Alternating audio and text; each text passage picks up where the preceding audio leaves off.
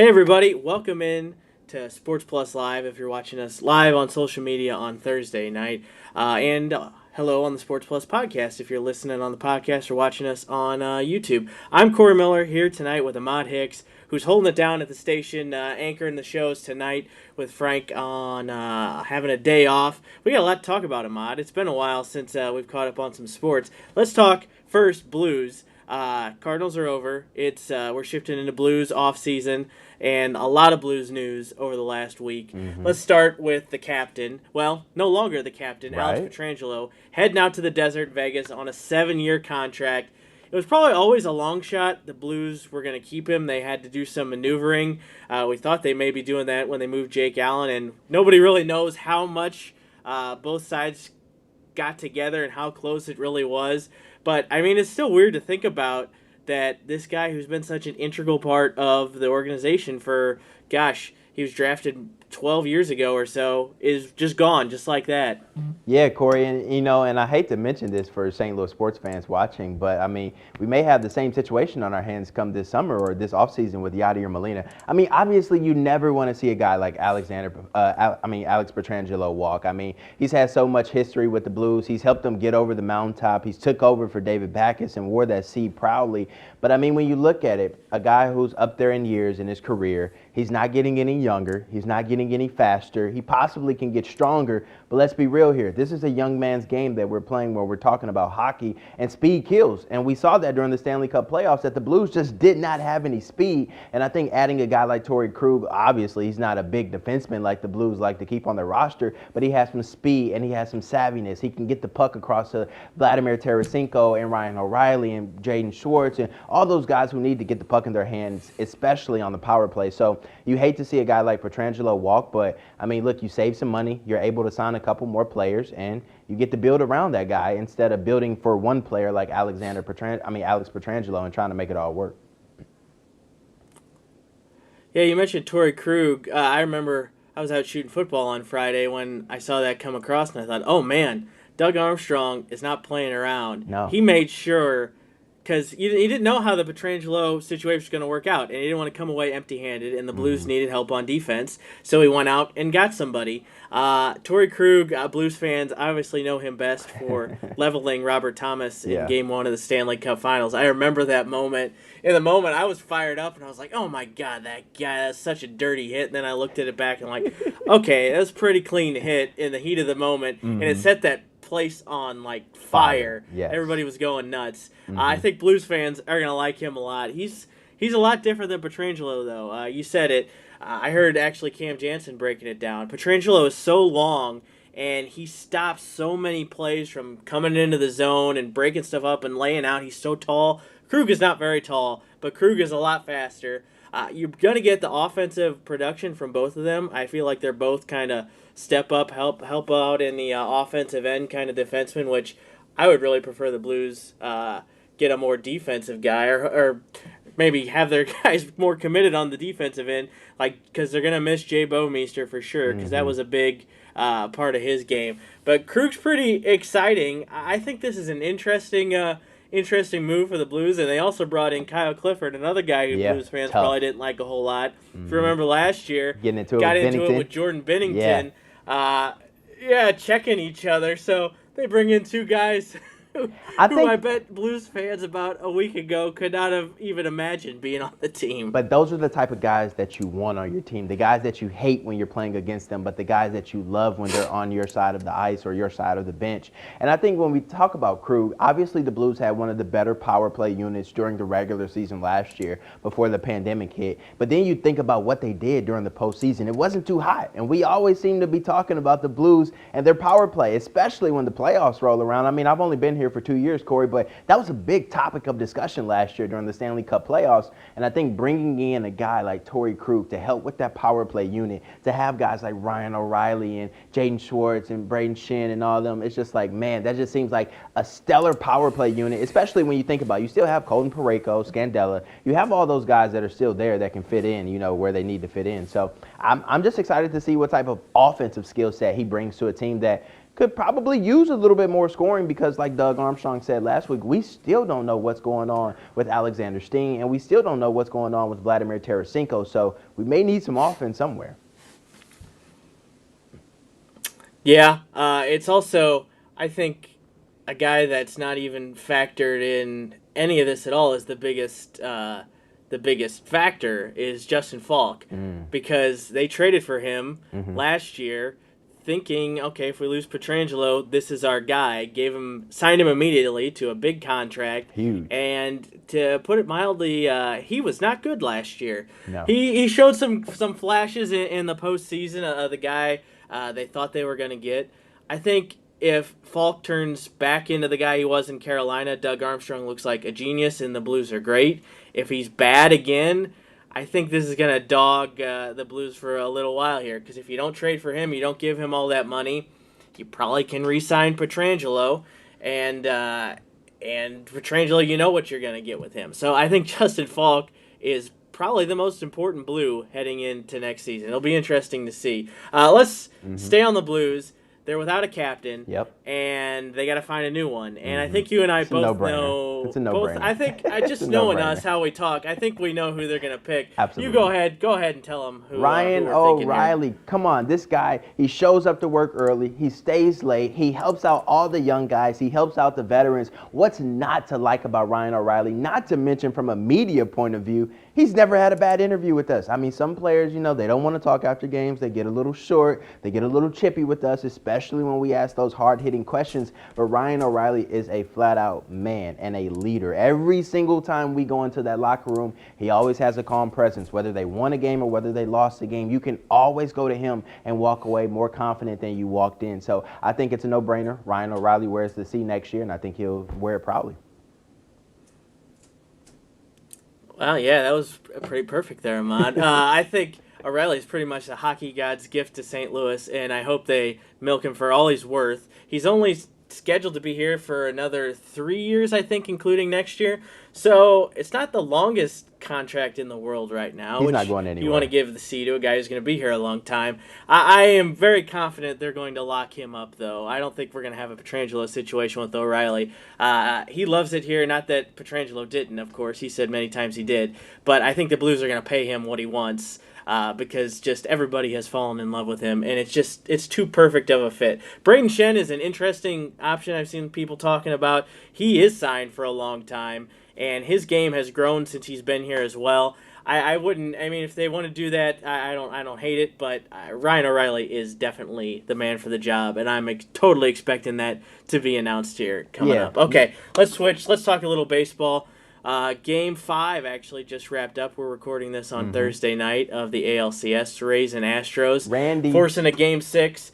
But the guy, pretty much everybody in St. Louis is watching this series for us to see what Randy Arozarena is going to do next. He just hit a home run in Game 5 and threw out Jose Altuve at second base. So pretty slow night for him out there. Man. I mean, okay, if I would have told you a year ago right now, Randy Arozarena is leading the Tampa Bay Rays to the World Series in San Diego in the middle of a pandemic with no fans in the stands, what would even be your response? That sounds so ridiculous, I can't even imagine. You don't want to believe something like that when we think about it now, but when you look back at last year, he was really hitting down at the AAA level, and he struggled when he came up here. But let's look at this, Corey. Let's think about it. The Cardinals every year seem to always have these key pieces from their minor league organization or their AAA club that they say could be really, really good if they get a shot. They bring these guys up every year, but none of them actually get a legitimate shot where they say, hey, you're our guy. 40 games in, you're going to play 40 games. You get 40 opportunities.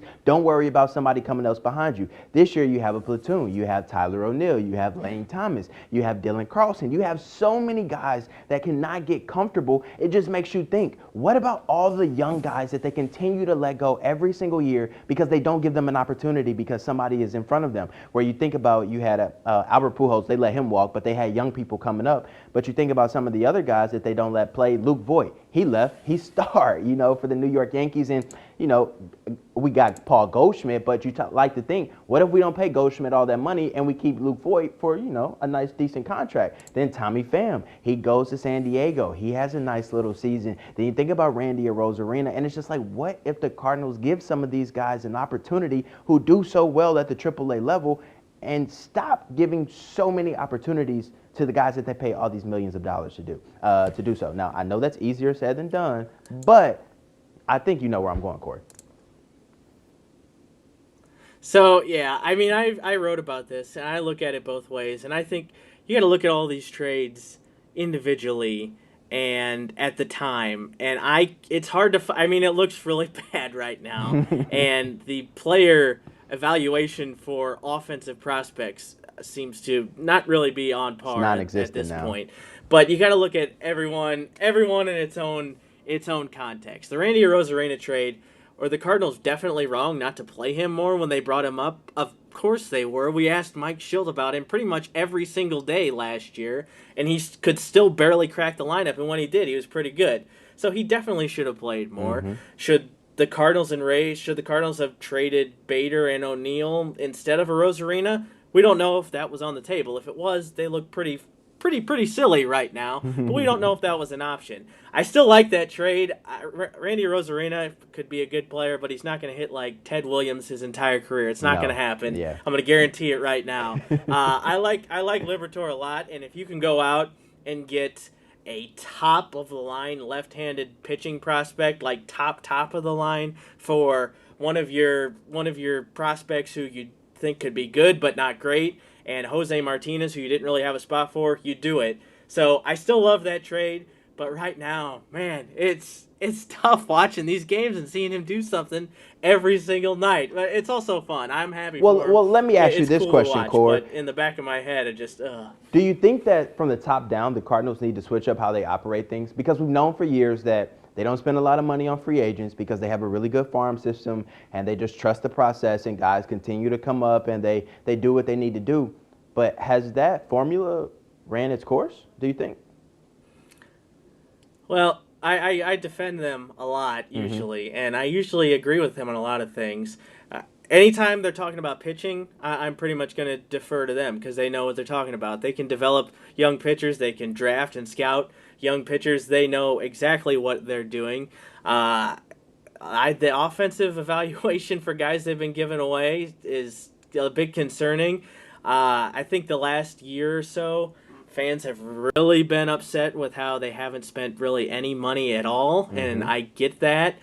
But looking around at options, I don't fault them that much. I mean, this past offseason, I fault them a lot for not bringing Ozuna back because I think you didn't have anybody established. You say you want to give guys time, but here you had a guy who wanted to come back, who probably wasn't going to cost that much, and be your best offensive player, and you just let him go, and now he might be the MVP of the entire National League. I fault them some places. I'd like to see him spend more money, but I get it a lot of times, and I'm not one of those people online who just yells fire Mo and tear it all down.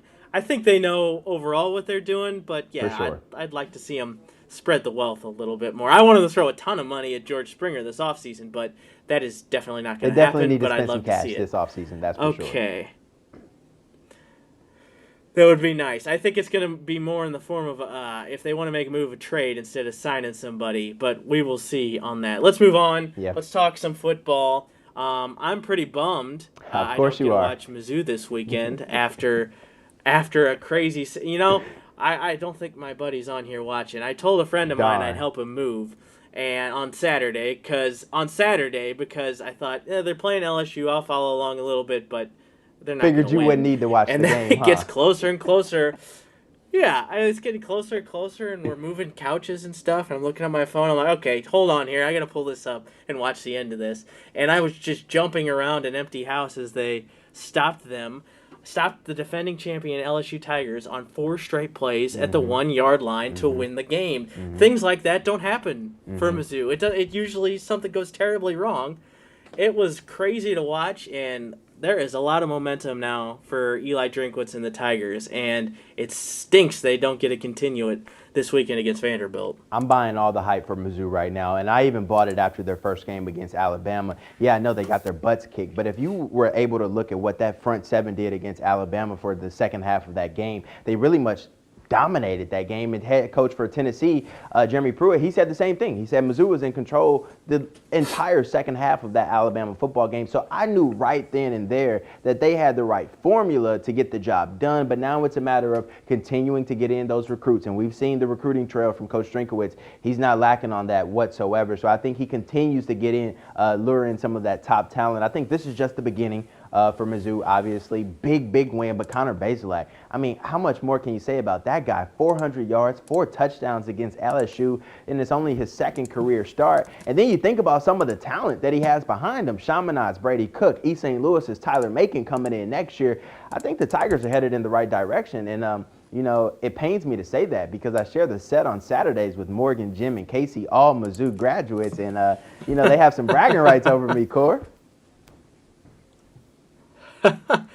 You mentioned recruiting, and I think it would be great for Mizzou to win as many games as they can this year, obviously. Mm-hmm. But the bigger thing is for them to show some excitement, show they can hang with these teams, even with a roster that it's fine. They beat the defending champs, so it's pretty good. But it's not what Coach Drinkwitz would want it to be. I can guarantee you that. So if they can keep this momentum, show recruits that this is a fun place to play football, and you can have some cool moments, I think that's the biggest thing this year. And Bazelak could be sticking around for another couple years, and he does look like the real deal. I'm glad they handed the keys over to him. Sean Robinson, I thought was going to be pretty good. He was pretty hyped when they got him from TCU, but it's definitely Bazelak's job now. And hopefully the SEC gets its COVID situation under control and they can start playing some more games here because it's been a rough week for the conference all over. No Saban LSU, testing no positive. Florida shutting things down. Their games, it's a lot going on. The SEC's kind of a mess right now, and Mizzou's just kind of sitting there waiting. Trending in the right direction. And we'll let them ride that high from last week. We'll let them stay up there on cloud 9 right now, get some momentum and keep it going and, hopefully get in the film room and fix all those little mistakes that they had the previous 2 weeks. And hopefully they can go on a run the end of the year. That'd be a lot of fun. Thanks, everybody. That's going to do it for this week. Thanks for joining us for the Sports Plus podcast. Have a good weekend. We'll be back next week.